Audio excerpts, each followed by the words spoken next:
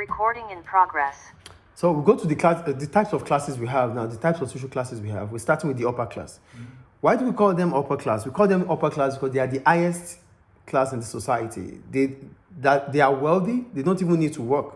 Okay. So we call them the upper class. So here I go. This is the highest class in society that is wealthy enough not to need to work. I think it's clear. Yeah. So according to Gideon, there are three categories of upper class. We have the land-owning aristocracy, the pop aristocracy, and the entrepreneurial aristocracy. So before we go to this type of groups, what is aristocracy itself? Aristocracy is the government by small privileged groups. So if small group of privileged people rule the country, that means the country is in the hands of the aristocrats. Aristocracy is the government of privileged group. Okay. So it's just like democracy, which is government of the people, for the people, by the people. Yeah. But aristocracy means this government that we have, this country that we have, is being controlled by small group of people that are wealthy, that have the highest social class in the society. Yes. They are the one ruling the society. We call them aristocrats. Yeah, yeah.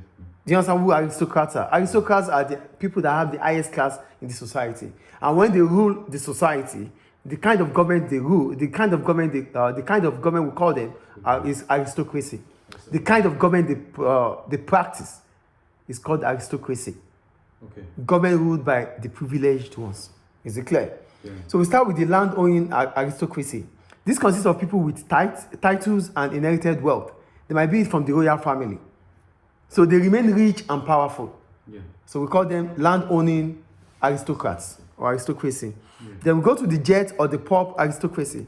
For the jet or pop aristocracy, these are people that make their income or wealth through entertainment, through sports, through media.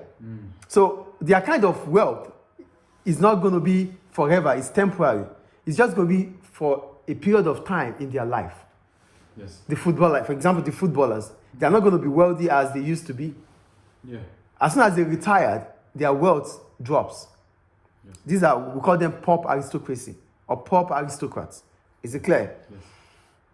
The third one are the entrepreneurial rich. Yeah. So the entrepreneurial rich, they make their wealth through involvement in business. And they are also directors of big occupation. So they are business owners and also they are directors of companies. Yes. So they are part of the entrepreneurial rich. Is it clear? Yes. So those are the three types of upper class people we have. So while many sociologists believe that ownership of wealth is a deciding factor in membership of the upper class, elite theorists, there is what we call elite theorists. For the elite theorists, they believe that you can have power not only through wealth, not only through becoming part of the royal family. You can have power through the kind of job you do.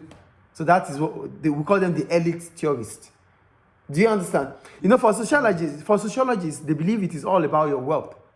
But for the elites, they believe that you can reach the top of the upper class. You can be part of the upper class, even with your occupation.